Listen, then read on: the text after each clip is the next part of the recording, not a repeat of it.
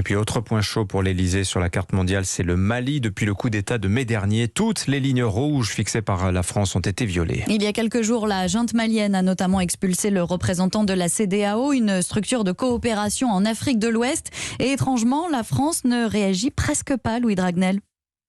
Oui, et pourtant c'était très clair. Organisation d'une élection présidentielle en février prochain, pas de négociation avec les groupes terroristes et pas de négociation non plus avec la société militaire privée Wagner, connue pour ses exactions en Centrafrique et au Mozambique. Eh bien, sur tous ces points, le Mali ne respecte pas ses engagements, ce qui rend la position de la France intenable. Alors officiellement, personne ne dit rien, mais en privé, un conseiller d'Emmanuel Macron reconnaît un vrai embarras.